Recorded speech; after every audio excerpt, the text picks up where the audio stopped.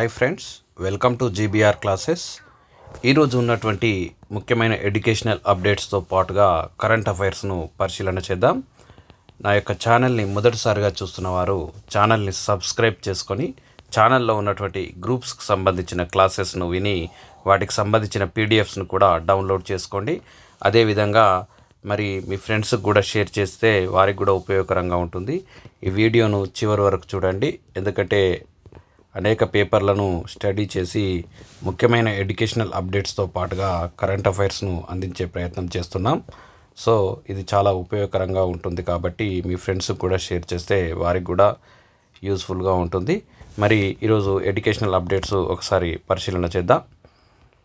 ముందుగా నిరుద్యోగులకు job calendar అమలు చేయాలి అంటూ STU state president Mahipal Reddy ఇక్కడ ఎన్నికల సమయంలో కాంగ్రెస్ ఇచ్చిన హామీ ప్రకారం నిరుద్యోగులకు జాబ్ క్యాలెండర్ను అమలు చేయాలని సెకండరీ గ్రేడ్ టీచర్స్ యూనియన్ రాష్ట్ర అధ్యక్షుడు కరివేద మహిపాల్ రెడ్డి డిమాండ్ చేశారు. రాష్ట్ర బడ్జెట్లో 20% నిధులను ఎడ్యుకేషన్కి కేటాయించాలని కోరారు.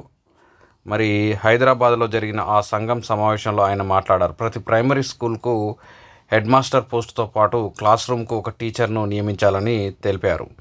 సిపిఎస్ విధానం రద్దు చేసి పాత పింఛన్ విధానం అమలు చేయాలని చెప్పారు. ప్రైమరీ, అప్పర్ ప్రైమరీ స్కూళ్ళలో పనిచేసే టీచర్లకు ఉపాధ్యాయ ఎమ్మెల్సీ ఎన్నికల్లో ఓటు హక్కు కల్పించాలన్నారు. మరి ఇక్కడ చూడండి, నిరుద్యోగులకు జాబ్ క్యాలెండర్ అమలు చేయాలంటూ ఇక్కడ మరి ఎస్టీయూ స్టేట్ ప్రెసిడెంట్ కోరారని ఇక్కడ న్యూస్ ఇవ్వడం జరిగింది. నెక్స్ట్ చూసినట్టయితే కేజీబీవీ టీచర్లకు మినిమం టైం స్కేల్ అమలు చేయాలి. ఇక్కడ చూడండి, రాష్ట్ర వ్యాప్తంగా కస్తూర్బా గాంధీ బాలికల విద్యాలయాల్లో పనిచేస్తున్న టీచర్లందరికీ మినిమం టైం స్కేల్ను అమలు చేయాలని కరీంనగర్, నిజామాబాద్, ఆదిలాబాద్, మెదక్ జిల్లాల టీచర్ ఎమ్మెల్సీ అయినటువంటి మల్క కుమరయ్య ప్రభుత్వాన్ని డిమాండ్ చేశారంటూ ఇక్కడ ఇవ్వడం జరిగింది. రాష్ట్ర ప్రభుత్వం ఇచ్చిన హామీ మేరకు కాంట్రాక్ట్ టీచర్లు ఉద్యోగులను రెగ్యులరైజ్ చేయాలని కోరారు. మరి ఇక్కడ కేజీబీవీ టీచర్లకు మినిమం టైం స్కేల్ వర్తింపజేయాలంటూ ఇక్కడ న్యూస్ ఇవ్వడం జరిగింది. మరి ఇక్కడ నెక్స్ట్ చూసినట్టయితే జాబ్ నోటిఫికేషన్కు హౌసింగ్ కార్పొరేషన్ జాబ్ నోటిఫికేషన్కు భారీ స్పందన అంటూ ఇక్కడ న్యూస్ ఇవ్వడం జరిగింది వెలుగు న్యూస్లో. ఇందిరమ్మ ఇండ్ల స్కీమ్ అమలు కోసం హౌసింగ్ కార్పొరేషన్ ఇచ్చినటువంటి జాబ్ నోటిఫికేషన్కు భారీ స్పందన వచ్చింది. జిల్లా కేంద్రాలు, హెడ్ ఆఫీసుల్లో 50 పోస్టులను అవుట్సోర్సింగ్ పద్ధతిలో భర్తీ చేసేందుకు ఈ నెల 1న నోటిఫికేషన్ రిలీజ్ అయింది. దరఖాస్తులను అప్లై చేసుకునేందుకు ఈ నెల 10 వరకు గడువు ఇవ్వగా 900 అప్లికేషన్లు వచ్చినట్టు అధికారులు చెబుతున్నారు. అభ్యర్థులకు త్వరలో రాత పరీక్ష, ఇంటర్వ్యూలు నిర్వహించేందుకు ఏర్పాట్లు చేస్తున్నారు. SLTC MIS specialist state level technical cell, CLTC MIS specialist city level technical cell, data entry operator పోస్టులకు కార్పొరేషన్ నోటిఫికేషన్ ఇచ్చింది. ఈ పోస్టులకు ఎంపికైన వారితో ఇండ్ల స్కీమ్ లబ్ధిదారులకు నగదు బదిలీతో పాటు ఇతర అంశాలకు సంబంధించిన ఆన్లైన్, టెక్నికల్, ఐటీ పనులు నిర్వర్తించనున్నారంటూ మరి హౌసింగ్ కార్పొరేషన్ ఇచ్చినటువంటి జాబ్ నోటిఫికేషన్కు భారీ స్పందన. 50 పోస్టులకు గాను 900 అప్లికేషన్లు వచ్చినట్టు ఇక్కడ న్యూస్ ఇవ్వడం జరిగింది. నెక్స్ట్ ఒక మరి ముఖ్యమైన అప్డేట్ మరొకటి ఇక్కడ ఏంటంటే, కామన్ ఎంట్రన్స్ సీట్లు 100% తెలంగాణకే. అనుమతి కోసం ప్రభుత్వానికి ఉన్నత విద్యా మండలి లేక ఆ తర్వాతే ఈఏపీ సెట్ నోటిఫికేషన్ అంటూ ఇక్కడ ఇవ్వడం జరిగింది. Telangana state council of higher ఎడ్యుకేషన్కి సంబంధించి మరి కామన్ ఎంట్రన్స్ సీట్లు 100% తెలంగాణకే దక్కేలా మరి అనుమతి కోసం ప్రభుత్వానికి ఉన్నత విద్యా మండలి లేఖ రాసిందంటూ ఇక్కడ న్యూస్ చూద్దాం. దీని యొక్క వివరణ చూద్దాం. తెలంగాణ రాష్ట్రంలో ఇకపై కామన్ ఎంట్రన్స్ల ద్వారా చేపట్టే ప్రవేశాలన్నీ తెలంగాణ విద్యార్థులతోనే భర్తీ చేయనున్నారు. ఏపీ విద్యార్థులు చేరాలంటే నేషనల్ ఇంటిగ్రిటీ కోటాలో చేరాల్సి ఉంటుంది. తెలంగాణ ప్రత్యేక రాష్ట్రం ఏర్పడి 5 ఏళ్లు పూర్తయిన నేపథ్యంలో ఇప్పటివరకు తెలంగాణలో ఉన్నత విద్యలో ప్రవేశాల కోసం వివిధ కామన్ ఎంట్రన్స్ల ద్వారా ప్రవేశాలను చేపడుతున్నారు.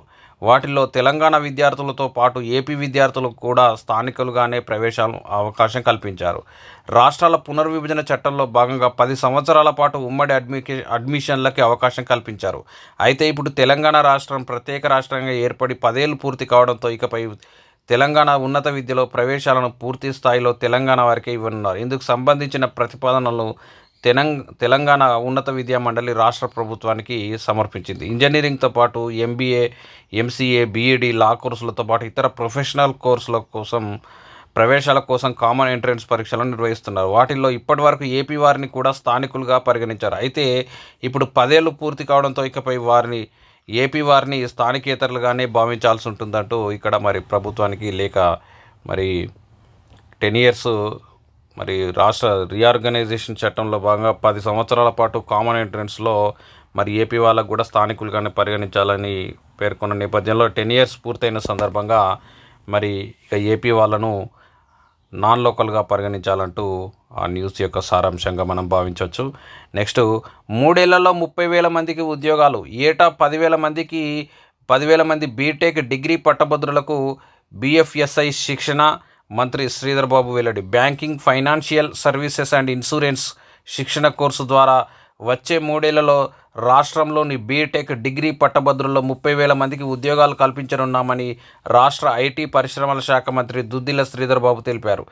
BFSI స్కిల్లింగ్ కోర్సుల్లో శిక్షణకు దరఖాస్తు చేసుకున్న అభ్యర్థులకు ఆదివారం అర్హత పరీక్ష నిర్వహించిన నేపథ్యంలో దీని ప్రాధాన్యం పేర్కొంటూ మంత్రి ఒక ప్రకటన విడుదల చేశారు. అర్హత పరీక్షల్లో ఉత్తీర్ణత సాధించిన అభ్యర్థులకు ఈ ఏడాది జూలై వరకు banking operations, financial markets, insurance, investment banking, software, programming, application and database, cyber security, cloud computing, soft skills తదితర అంశాలపై యంగ్ ఇండియా స్కిల్స్ యూనివర్సిటీలో శిక్షణ ఇస్తారు. అనంతరం బ్యాంకింగ్, ఫైనాన్షియల్ సర్వీసెస్ అండ్ ఇన్సూరెన్స్కు సంబంధించిన హైదరాబాద్లోని గ్లోబల్ కేపబిలిటీ సెంటర్లలో ప్లేస్మెంట్స్ కల్పిస్తారు. దీని ద్వారా ఏటా 10,000 మంది బీటెక్ డిగ్రీ పట్టభద్రులకు శిక్షణ ఇస్తారు. వీరిలో 5,000 మందికి ఇంజనీరింగ్, 5,000 మంది డిగ్రీ పట్టభద్రులు ఉంటారంటూ మరి 3 ఏళ్లలో 30,000 మందికి ఉద్యోగాలు, మరి ఏటా 10,000 మంది బీటెక్ డిగ్రీ పట్టభద్రులకు BFSI శిక్షణ అంటూ ఇక్కడ మనకు న్యూస్ ఇవ్వడం జరిగింది మంత్రి శ్రీధర్ బాబు వెల్లడించినట్టుగా.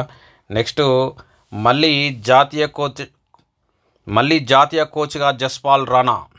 దిగ్గజ షూటర్ జస్పాల్ రాణా తిరిగి జాతీయ కోచ్గా నియమితులయ్యారు. 25 మీటర్ల పిస్టల్ విభాగంలో జస్పాల్ను హై పర్ఫార్మెన్స్ కోచ్గా నియమిస్తూ శనివారం జాతీయ రైఫిల్ సంఘం నిర్ణయం తీసుకుంది.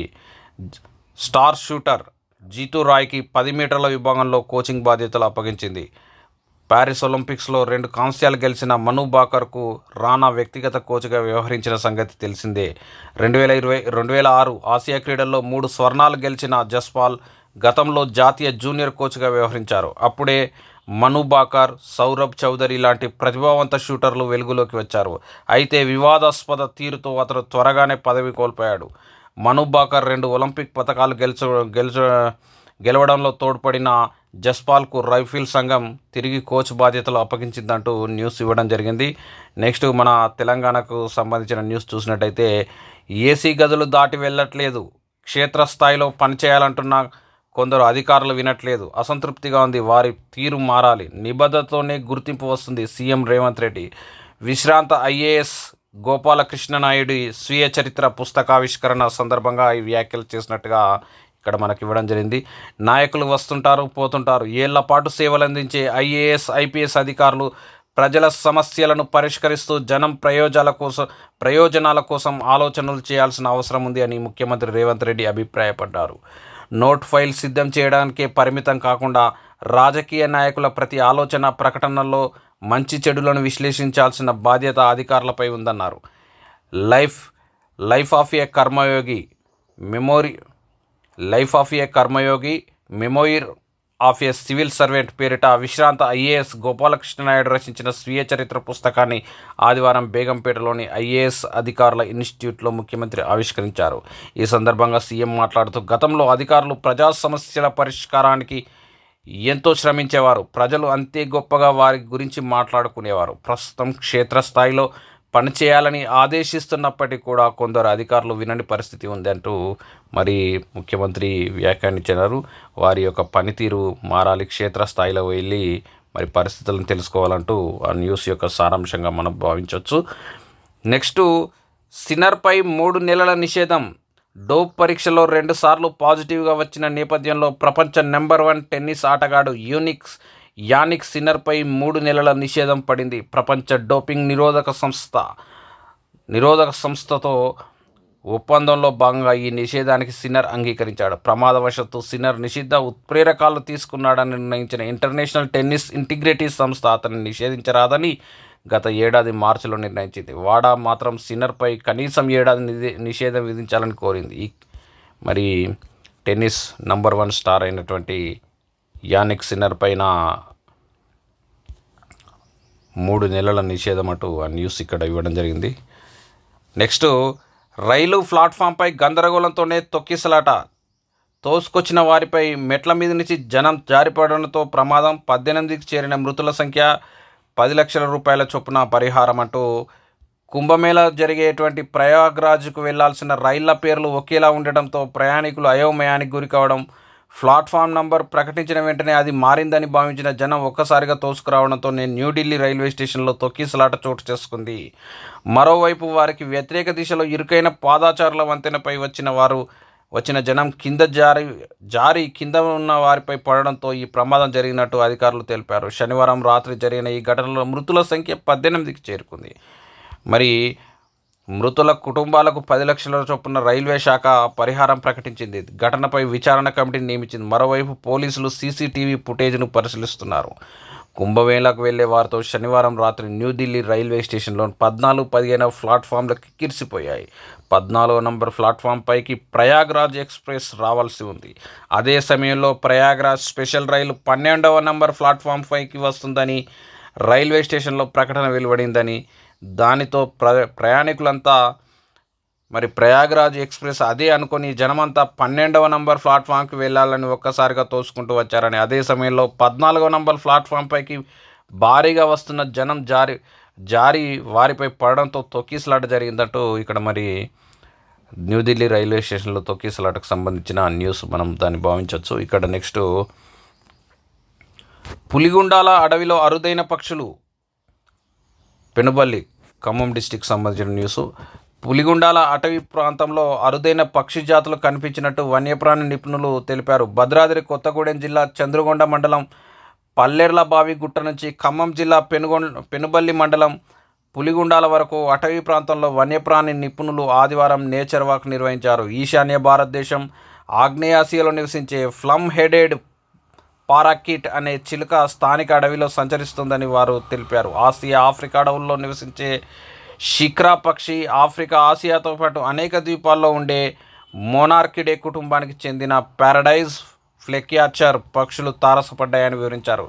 తెలంగాణలోనే మొదటిసారిగా పులిగుండాల అడవిలో ఈ పక్షులు కనిపించినట్టు స్పష్టం చేశారు. ఈ జాతుల పక్షులను గుర్తించినట్టు తెలిపారు అంటూ మరి అరుదైన పక్షులు ఈ పులిగుండాల అటవిలో కనిపించాయంటూ ఖమ్మం జిల్లా పెనుబల్లి మండలం, అదేవిధంగా భద్రాద్రి కొత్తగూడెం జిల్లాలో విస్తరించి ఉన్నటువంటి అడవుల్లో ఆ యొక్క అరుదైన పక్షులు లభించాయంటూ వార్త ఇవ్వడం జరిగింది.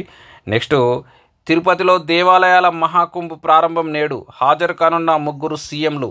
దేశం ధర్మం కోసం తిరుపతి వేదికగా అంతర్జాతీయ దేవాలయాల సదస్సు ప్రదర్శన 2025 ITCX నిర్వహిస్తున్నట్టు ఆ సంస్థ చైర్మన్ మహారాష్ట్ర ఎమ్మెల్సీ ప్రభుత్వ విప్ ప్రసాద్ లాడ్ తెలిపారు.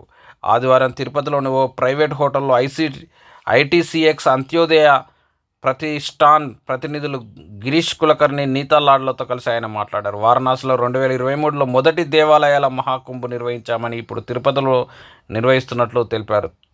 మరి ఈ కార్యక్రమానికి ఏపీ ముఖ్యమంత్రి నారా చంద్రబాబు నాయుడు, మహారాష్ట్ర సీఎం దేవేంద్ర ఫడ్నవీస్, గోవా సీఎం ప్రమోద్ సావంత్ ఈ కార్యక్రమాన్ని ప్రారంభిస్తారంటూ వెల్లడించారంటూ ఇక్కడ న్యూస్ ఇవ్వడం జరిగింది. నెక్స్ట్, తెలుగు భాషా సంస్కృతిని భావితరాలకు అందించాలి. బాలానందం 85వ వసంతాల వేడుకలో మండలి బుధప్రసాద్.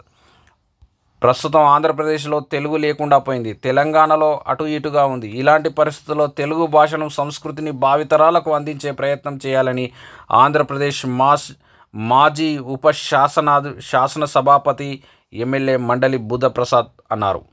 ఆదివారం రాత్రి హైదరాబాద్లోని రవీంద్ర భారతిలో బాలానంద ట్రస్ట్, ఆంధ్ర బాలానంద సంఘం ఆధ్వర్యంలో 1000 పున్నముల బాలానందం శీర్షికన 85 వసంతాల వేడుక నిర్వహించారు. నిర్వాహకులు జేవి కామేశ్వరి అధ్యక్షతన జరిగిన సభలో బుద్ధప్రసాద్ మాట్లాడుతూ బాలానంద సంఘ వ్యవస్థాపకులైనటువంటి రేడియో అన్నయ్య న్యాయపతి రాఘవరావు అక్కయ్య కామేశ్వరులను తెలుగు జాతి మర్చిపోదు. మరి బాలానందం 85 వసంతాల వేడుక ఇక్కడ జరిగిందట్టు మనం చూడవచ్చు. ఆదివారం మనము చిన్నప్పుడు ఇప్పటికి కూడా ప్రోగ్రాం ప్రసారం అవుతున్నట్టుంది.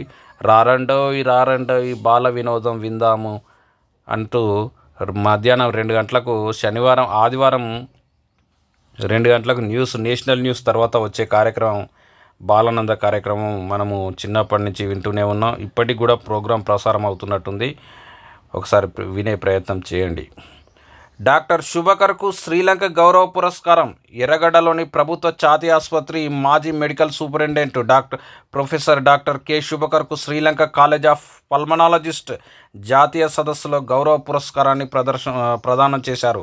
ఈ నెల 9 నుంచి 15 వరకు జరిగిన సదస్సు ద్వారా ఆగ్నేయాసియా దేశాల చెస్ట్ సొసైటీలను ఏకీకృతం చేసేందుకు డాక్టర్ శుభకర్ చేస్తున్నటువంటి కృషిని గుర్తించిన శ్రీలంక చెస్ట్ సొసైటీ ఆధ్వర్యంలో డాక్టర్ నిరంజన్కు దిశనాయకే గౌరవ పురస్కారంతో సన్మానించారంటూ మరి డాక్టర్ శుభకరన్కు శ్రీలంక యొక్క గౌరవ పురస్కారం చెస్ట్ వాటికి సంబంధించిన డాక్టర్లను అందరినీ ఒకే తాటిపై తీసుకొచ్చిన సందర్భంగా మరి ఆయనకు పురస్కారం లభించిందంటూ భావించవచ్చు.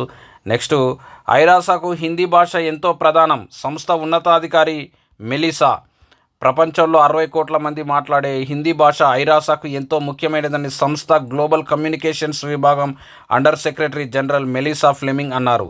గురువారం ఐరాస ప్రాంగణంలో భారత శాశ్వత మిషన్ ఆధ్వర్యంలో వరల్డ్ హిందీ డే కార్యక్రమాన్ని నిర్వహించారు. ఈ కార్యక్రమానికి ముఖ్య అతిథిగా హాజరైన మహిళా శిశు సంక్షేమ శాఖ సహాయ మంత్రి సావిత్రి ఠాకూర్ మాట్లాడుతూ భారత్ బహుభాషలకు బహుళ సంస్కృతులకు నిలవని పేర్కొన్నారు. హిందీని ప్రసిద్ధ భాషగా మార్చేందుకు ఐరాస అధికార భాషగా గుర్తించేందుకు పలు కార్యక్రమాలను చేపడుతున్నట్టు వెల్లడించారు. హిందీ యుఎన్ ఇతర మార్గాల ద్వారా ఐరాస కార్యకలాపాల సమాచారాన్ని హిందీ మాట్లాడే వారి చెంతకు చేరుస్తామని మెలిసా పేర్కొన్నారంటూ ఇక్కడ మరి ఐక్యరాజ్య సమితికి హిందీ ఎంతో ప్రధానమైనదిగా వారు భావిస్తున్నట్టుగా న్యూస్ మనం చూడవచ్చు. నెక్స్ట్, జూలైలో బ్రెజిల్ వేదికగా బ్రిక్స్ శిఖరాగ్ర సదస్సు రియో డి జనీరోలో జరగనున్నట్లు బ్రెజిల్ ప్రభుత్వం ప్రకటించింది. జూలై 6-7 తేదీలో దీన్ని నిర్వహించనున్నట్టు ఆ దేశ విదేశీ వ్యవహారాల శాఖ మంత్రి అయినటువంటి మౌరో వియోరా పేర్కొన్నారు. బ్రిక్స్ దేశాల అభివృద్ధి, సహకారం, ప్రజల జీవితాలను మెరుగుపరిచేందుకు ఈ సదస్సులో పలు కీలక నిర్ణయాలు తీసుకున్నట్టు తెలిపారు. గత ఏడాది అక్టోబర్లో రష్యాలోని కజాన్ నగరం వేదికగా ఈ సదస్సు జరిగిన సంగతి తెలిసిందే అంటూ మరి ఇక్కడ మనం కరెంట్ అఫైర్స్ పరంగా బ్రిక్స్ సదస్సు ఈ ఏడాది బ్రెజిల్లోని రియో డి జనీరోలో జరుగుతుందని అభ్యర్థులు ఎగ్జామ్ పాయింట్ ఆఫ్ వ్యూలో గుర్తుంచుకోవాల్సిన అవసరం ఎంతైనా ఉంది. మరి బ్రిక్స్లో ఉన్నటువంటి దేశాల జాబితాను ఒకసారి కామెంట్ సెక్షన్లో అభ్యర్థులు తెలియజేయండి.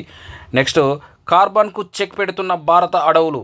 గడిచిన దశాబ్ద కాలంలో భారత్లో అడవులు వెలువరిచిన కార్బన్ కన్నా అవి శోషించుకున్న కార్బన్ ఎక్కువగా ఉందని శాస్త్రవేత్తలు తెలిపారు. అయితే ప్రతికూల వాతావరణ పోకడల సమయంలో ఈ సానుకూలత తగ్గుతున్నట్టు గుర్తించారు. భోపాల్లోని Indian institute of science education and research శాస్త్రవేత్తలు ఈ పరిశోధన చేశారు. వాతావరణ మార్పుల ప్రభావాన్ని తగ్గించడం, దానికి అనుగుణంగా సర్దుబాటు కావడంలో పచ్చదనం పోషించే కీలక పాత్రను ఇది వెలుగులోకి తెచ్చింది.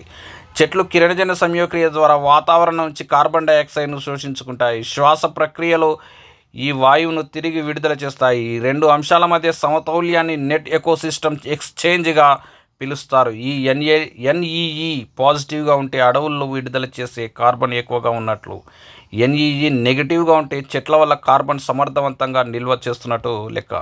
గత 10 ఏళ్లలో భారత్లో అడవులు ఏటా విడుదల చేసిన కార్బన్ను మించి ఆ వాయువులు శోషించుకుంటున్నట్టు గుర్తించారంటూ మరి కార్బన్ సింక్గా అడవులు వ్యవహరిస్తాయని గుర్తుంచుకోవాలి అభ్యర్థులు. అంటే వాతావరణంలో ఉన్నటువంటి కార్బన్ డైఆక్సైడ్ను అడవులు శోషించుకుంటాయి. తమ యొక్క కిరణజన్య సంయోక్రియలో భాగంగా శోషించుకొని వాటిని పిండి పదార్థాలుగా తయారు చేసుకుంటాయి. మనం ఫోటోసింథసిస్ ఈక్వేషన్లో మనం గమనించాం. అభ్యర్థులు ఒకసారి ఫోటోసింథసిస్ ఈక్వేషన్ను కామెంట్ సెక్షన్లో తెలియజేసే ప్రయత్నం చేయండి. నెక్స్ట్, అమెరికా నుంచి 3వ విమానం అమృత్సర్కు చేరిన మరో 112 మంది.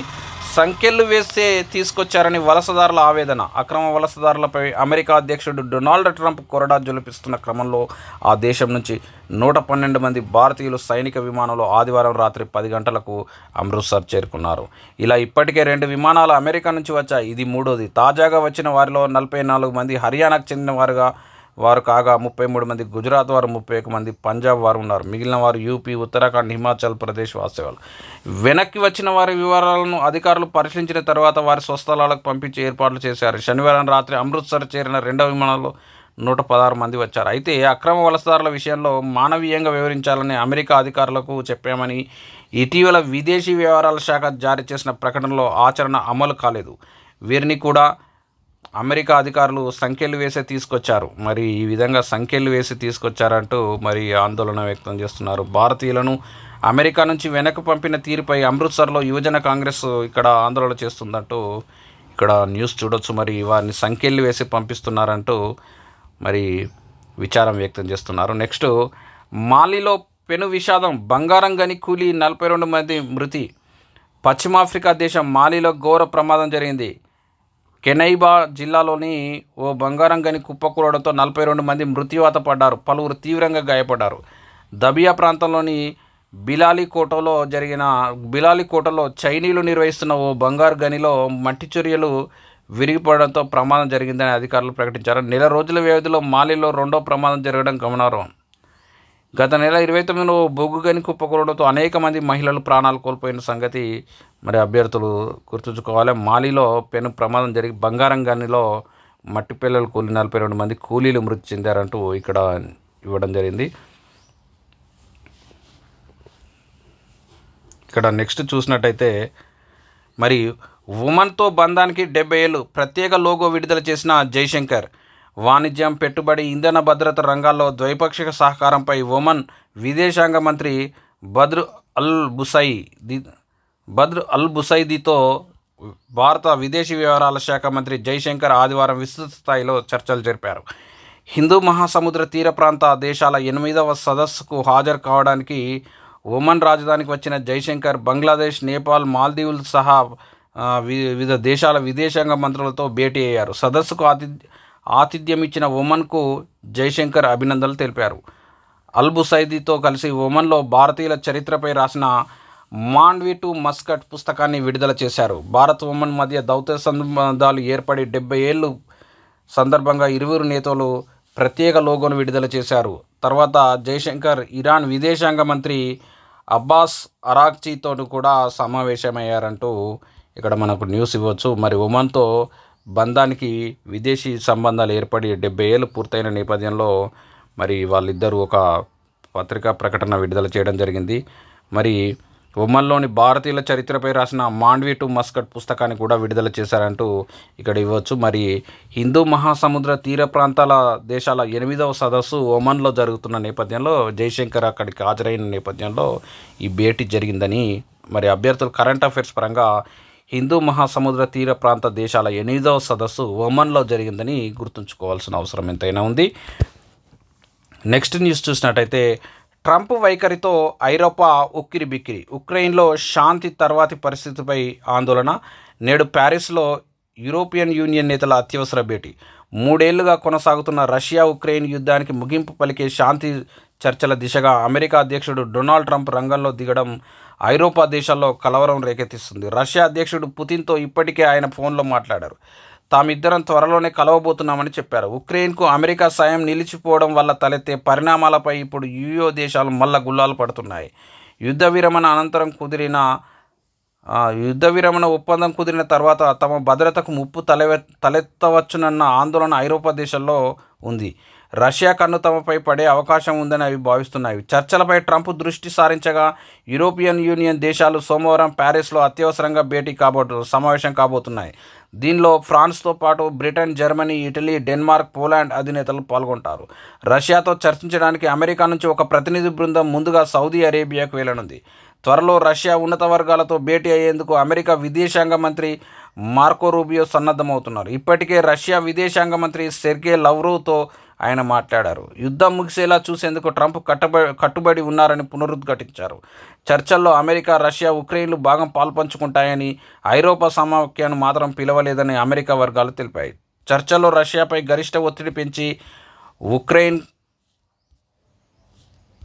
ఉక్రెయిన్ను బలోపేతం చేసేలా యూరోపియన్ యూనియన్ ప్రయత్నించాలని ఫిన్లాండ్ కోరింది. ఇక్కడ చూస్తే నెక్స్ట్ అమెరికా మద్దతు లేకుండా మా మనుగడ అసాధ్యం అంటూ మరి ఉక్రెయిన్ అధ్యక్షుడు జెలెన్స్కీ ఇక్కడ వ్యాఖ్యానిస్తున్నాడు. చూద్దాం.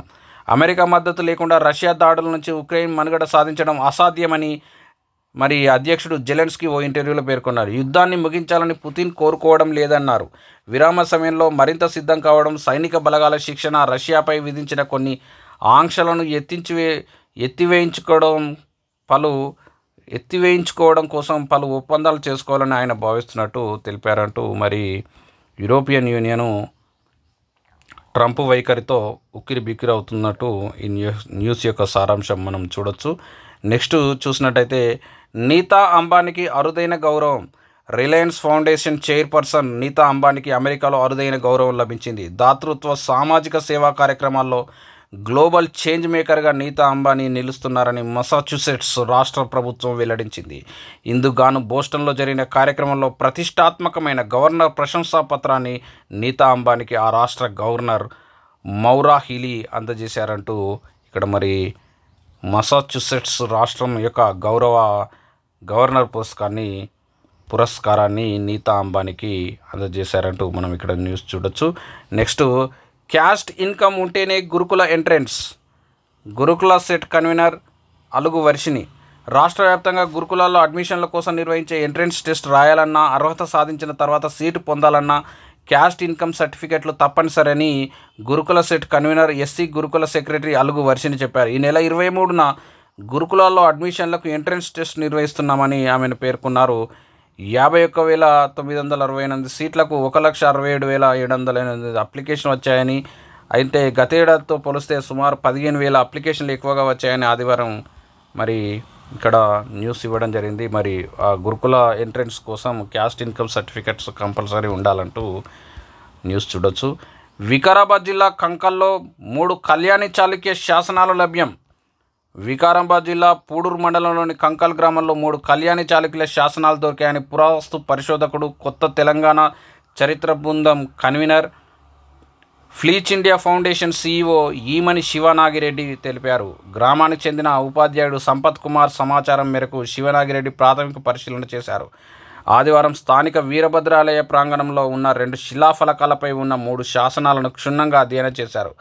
మొదటి శిలాఫలకంపై గల మొదటి శాసనంలో స్థానిక పాలకుడు బెజ్జరస తన పేరిట బెజ్జేశ్వరుడిని ప్రతిష్ఠించి 100 మర్తరుల భూమిని దానం చేసినట్టు ఉంది. 1 మర్తరు అంటే 8 ఎకరాలతో సమానం అంటూ ఇక్కడ ఇవ్వడం జరిగింది. రెండవ శాసనంలో మహామండలేశ్వర సోవిదేవ ప్రగడ స్థానిక చౌదరి కరణం పదవిలో నిర్వహిస్తున్న బెజ్జరస బెజ్జేశ్వర దేవర అంగరంగ భోగాలకు 100 మర్తరుల భూమిని నగదును దానం చేసినట్టు ఉంది. రెండవ శిలాశాసనంపై గల మూడవ శాసనంలో సోమపెర్మానుడి సౌదరి గుండరస స్థానిక గావుండాలు జమ్మినాయకుడు బిలనాయకుడు నాభనాయకుడు కంకల్ల 24 కంపనంలోని కంకల్ నగరానికి చెందిన ప్రముఖులు బెజ్జేశ్వర స్వామికి వివిధ దానాలు చేసినట్టు మొత్తానికి మరి వికారాబాద్ జిల్లాలో కళ్యాణి చాళుక్యులకు సంబంధించిన 3 శాసనాలు లభ్యమైనట్టు మనం అభ్యర్థులు గుర్తుంచుకోవాలా.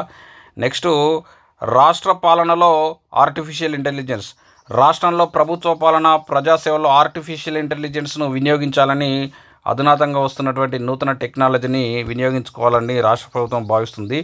భవిష్యత్తులో ఆర్టిఫిషియల్ ఇంటెలిజెన్స్ కావడంతో ఈ దిశగా అడుగులు వేస్తుంది. గూగుల్, మైక్రోసాఫ్ట్ లాంటి వివిధ దిగ్గజ ఐటీ కంపెనీలతో ఆర్టిఫిషియల్ ఇంటెలిజెన్స్కి సంబంధించి ఒప్పందాలు చేసుకోవాలని నిర్ణయించింది. టెక్నాలజీలో ప్రభుత్వ శాఖలు వెనుకంజలో ఉండకుండా ముందస్తు ప్రయత్నాలు ప్రారంభించింది. ప్రైవేట్కి చెందిన ఆర్టిఫిషియల్ ఇంటెలిజెన్స్ యాప్లు, ఇతర టూల్స్ ప్రభుత్వ కంప్యూటర్లలో వాడకుండా ప్రభుత్వ భాగస్వామ్యంతో రూపొందించిన వాటిని ఉపయోగించుకునేలా ప్లాన్ చేస్తుందంటూ మొత్తానికి పరిపాలనలో ఆర్టిఫిషియల్ ఇంటెలిజెన్స్ను ఉపయోగించాలని ప్రభుత్వం కసరత్తు చేస్తున్నట్టుగా ఈ న్యూస్ చూడొచ్చు. నెక్స్ట్ మారిషస్ మాజీ ప్రధాని ప్రవీణ్ జగన్నాథ్ అరెస్ట్ అంటూ ఇక్కడ న్యూస్ ఇవ్వడం జరిగింది. మారిషస్ రాజధాని పోర్ట్ లూయిస్ అని గుర్తుంచుకోవాలి. మారిషస్ మాజీ ప్రధాని ప్రవీణ్ జగన్నాథ్ను పోలీసులు ఆదివారం అరెస్ట్ చేశారు. మనీ లాండరింగ్ వ్యవహారంలో ఆయన ప్రమేయం ఉందని ఆరోపిస్తూ అదుపులోకి తీసుకున్నారు. మరో నిందితుడి నివాసంలో జరిపిన సోదాలో ప్రవీణ్, ఆయన భార్య కవితా జగన్నాథ్ల పేర్ల మీద ఖరీదైన వాచ్లు కొనుగోలు చేసినట్టు సాక్ష్యాధారాలు లభించాయంటూ తెలిపారు. అక్కడే పెద్ద మొత్తంలో నోట్ల కట్టలు దొరికాయని వివరించారు. దీంతో శనివారం కవితా జగన్నాథ్ను అదుపులోకి తీసుకొని ప్రశ్నించామంటూ మరి మారిషస్ మాజీ ప్రధాని అయినటువంటి ప్రవీణ్ జగన్నాథ్ను మనీ లాండరింగ్ వ్యవహారంలో అరెస్ట్ చేసినట్టుగా మనం న్యూస్ చూడొచ్చు. నెక్స్ట్ చూసినట్టయితే ప్రపంచాన్ని కనెక్ట్ చేసేందుకు ఏఐ వాటర్ ఎర్త్, ప్రపంచవ్యాప్తంగా ఇంటర్నెట్ కనెక్టివిటీని మరింత మెరుగుపరిచేందుకు ప్రాజెక్ట్ వాటర్ వర్త్ పేరుతో మెటా సంస్థ సరికొత్త ప్రాజెక్టును తీసుకొచ్చింది. ఈ ప్రాజెక్టులో భాగంగా ప్రపంచమంతటికి ఏఐ ఆధారిత సబ్సీ కేబుల్, సముద్ర గర్భం నుంచి ఇంటర్నెట్ కేబుల్స్ను మరి మౌలిక వసతులను ఏర్పాటు చేయనున్నట్టు ప్రకటించింది. ఇండియా సహా వివిధ దేశాలను ఈ ఏఐ ఆధారిత వాటర్ వర్త్ ప్రాజెక్టు ద్వారా కనెక్ట్ చేస్తారని సంస్థ తెలిపింది. సముద్ర గర్భంలో 7 కిలోమీటర్ల లోతులో 50,000 కిలోమీటర్ల పొడవున 5 ఖండాల్లో దీన్ని విస్తరించేందుకు ప్రణాళికలు సిద్ధమయ్యాయి. సముద్ర గర్భంలో వేసిన కేబుల్స్ పనితీరును ఎప్పటికప్పుడు ఆర్టిఫిషియల్ ఇంటెలిజెన్స్ ద్వారా బేరీజీ వేసుకుంటూ కనెక్టివిటీలో అంతరాయాలు కలగకుండా చేస్తారని చెప్తున్నారు.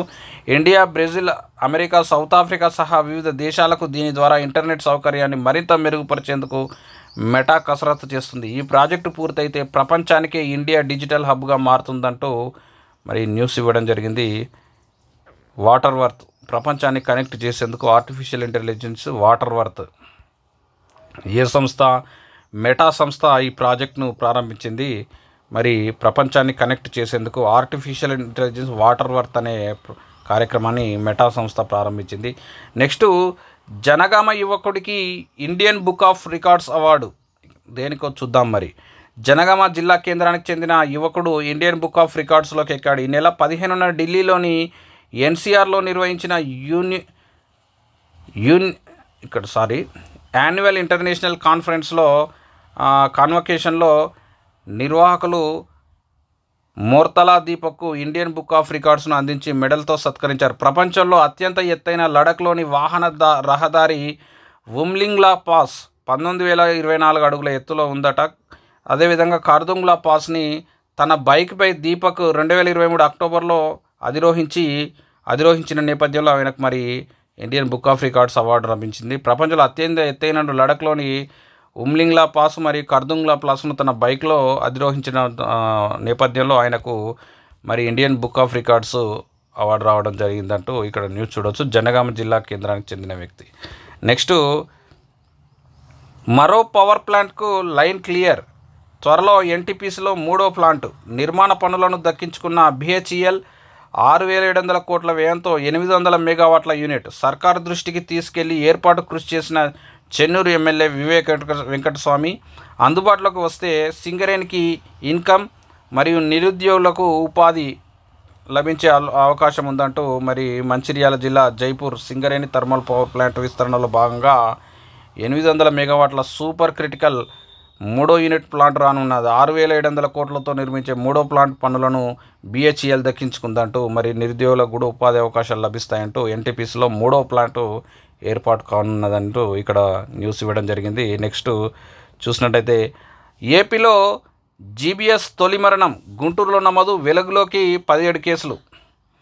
తెలుగు రాష్ట్రాల ప్రజలను బర్డ్ ఫ్లూతో ఆందోళన చెందుతున్న తరుణంలో గులియన్ బారే సిండ్రోమ్ GBS కేసులో ఆందోళన కలిగిస్తున్నాయి. తాజాగా GBSతో రాష్ట్రంలో ఒక మహిళ మృతి చెందారు. గుంటూరులోని GGHలో చికిత్స పొందుతున్న కమలమ్మ అనే మహిళ ఆదివారం ఈ వ్యాధితో మరణించారంటూ మరి GBSతో ఏపీలో తొలి మరణం గుంటూరులో నమోదైందంటూ ఇక్కడ న్యూస్ చూడవచ్చు. నెక్స్ట్, పేరు మార్చుకోవడం ప్రాథమిక హక్కు, అలహాబాద్ హైకోర్టు కీలక తీర్పు. ఇది కరెంట్ పాలిటీలో సందర్భంగా ఇంపార్టెంట్గా భావించవచ్చు. పేరు ఎంపిక చేసుకోవడం లేదా మార్చుకోవడం భారత రాజ్యాంగ ప్రకారం ప్రాథమిక హక్కు అని అలహాబాద్ హైకోర్టు కీలక తీర్పును వెలువరించింది. సమీర్ రావు అనే వ్యక్తి దాఖలు చేసిన పిటిషన్పై హైకోర్టు ఈ తీర్పు చెప్పింది. తన స్కూల్ సర్టిఫికెట్స్లో తన పేరును షానవాజ్ నుంచి మహమ్మద్ సమీర్ రావుగా మార్చుకోవాలని కోరుతూ ఆ వ్యక్తి పిటిషన్ దాఖలు చేశారు. తన అభ్యర్థనను తిరస్కరించడం ప్రాథమిక హక్కుల ఉల్లంఘన కిందికి వస్తుందని పిటిషనర్ వాదించాడు. పేరు మార్చుకునే హక్కు రాజ్యాంగం కల్పించిన ప్రాథమిక హక్కులలో ఒకటని శనివారం వెలువడించిన తీర్పులో కోర్టు పేర్కొంది. రాజ్యాంగంలోని 19(1)(a) అధికరణ కింద వాక్ స్వాతంత్రము, 21 అధికరణ కింద వ్యక్తిగత స్వేచ్ఛ, 14వ అధికరణ కింద సమానత్వ హక్కు వంటివి ఇందులో ఉన్నాయంటూ పేర్కొనడం జరిగింది. వ్యక్తి పేరు ఆ వ్యక్తి గుర్తింపులో కీలక భాగమని, పేరు మార్పు వ్యక్తిగత స్వేచ్ఛలో అంతర్భాగమని కోర్టు పేర్కొంది. స్కూల్ రికార్డులో తన పేరును మార్చడానికి Uttar Pradesh board of secondary education నిరాకరించడంతో సమీర్ రావు హైకోర్టును ఆశ్రయించాడు. సర్టిఫికెట్ జారీ అయిన మూడేళ్ల లోపల పేరు మార్పుకు అనుమతిస్తామని పేర్కొంటూ బోర్డు ఓ నిబంధనను ఉటంకించింది. అయితే ఈ నిబంధనను కోర్టు తోసిపుచ్చింది. ఇది ఏకపక్షంగా ఉందని, రాజ్యాంగం నిర్దేశించిన నిష్పాక్షికత, న్యాయం, సమానత్వ సూత్రాలకు భిన్నంగా ఉందంటూ కోర్టు అభిప్రాయపడిందంటూ మరి Uttar Pradesh school of secondary board education ఏమైందంటే, పేరు మార్చుకోవాలంటే ఇప్పుడు ఆయన 10th అయిపోయాక 3 ఏళ్ల లోపే మార్చుకోవాలి, అంతకంటే లేట్గా అయితే మార్చరాదంటూ నిబంధన ఉందంటే ఆయన హైకోర్టుని ఆశ్రయించిన నేపథ్యంలో అలహాబాద్ కోర్టు ఈ తీర్పు ఇచ్చినట్టుగా మనం భావించాలి. నెక్స్ట్ కొన్ని కరెంట్ అఫైర్స్ క్వశ్చన్స్ ఇవ్వడం జరిగింది. Geological survey of India geo science మ్యూజియాన్ని ఇటీవల ఏ నగరంలో ప్రారంభించారు? ఆన్సర్ ఇక్కడ గ్వాలియర్గా మనం గుర్తుంచుకోవాలి. అర్జెంటీనా దేశాధ్యక్షుడు జేవియర్ మిలేయ్కు ఇటీవల ఏ దేశం వంశపారంపర్యత ఆధారంగా పౌరసత్వం మంజూరు చేయడం వివాదాస్పదమైందంటే ఇక్కడ చూడండి ఇటలీ అంటూ మనం గుర్తుంచుకోవాలా. నెక్స్ట్ రైతులకు ఆర్థిక సదుపాయాన్ని పెంచే చర్యలో భాగంగా ఆర్బీఐ పూచీకత్తు లేని వ్యవసాయ రుణాల పరిమితిని 1.6 లక్షల నుంచి ఎంత మొత్తానికి పెంచిందంటే 2 లక్షలు అంటూ అభ్యర్థులు గుర్తుంచుకోవాలా. నెక్స్ట్ దేశవ్యాప్తంగా 4వ గుడ్ గవర్నెన్స్ వీక్ను ఎప్పుడు నిర్వహించారంటే 2024 డిసెంబర్ 19 నుంచి 25 వరకు 4th గుడ్ గవర్నెన్స్ వీక్ను డిసెంబర్ 19 నుంచి 25 వరకు నిర్వహించారని అభ్యర్థులు గుర్తుంచుకోవాలా. నెక్స్ట్ ఇక్కడ ఒక జాగ్రఫీకి సంబంధించిన బిట్ బ్యాంక్ ఇవ్వడం జరిగింది. మరి ఈరోజు ఉన్నటువంటి ఎడ్యుకేషనల్ అప్డేట్స్, కరెంట్ అఫైర్స్ ఇంతటితో పూర్తయ్యాయి. మరి ఈ వీడియోని చూసిన వారు లైక్ చేసి ఛానల్ని సబ్స్క్రైబ్ చేసుకోండి. అదేవిధంగా మన ఛానల్లో ఉన్నటువంటి గ్రూప్స్ సంబంధించిన క్లాసెస్ విని మరి మన వాట్సాప్ ఛానల్లో వాటికి సంబంధించిన పీడిఎఫ్లు కూడా అందుబాటులో ఉంటాయి. ఛానల్ని సబ్స్క్రైబ్ చేసుకొని సపోర్ట్ చేయండి. అదేవిధంగా డైలీ కరెంట్ అఫైర్స్, ఎడ్యుకేషనల్ అప్డేట్స్ను కూడా పరిశీలించే ప్రయత్నం చేయండి. నెక్స్ట్ క్లాస్లో మళ్ళీ కలుద్దాం. All the best. Thank you.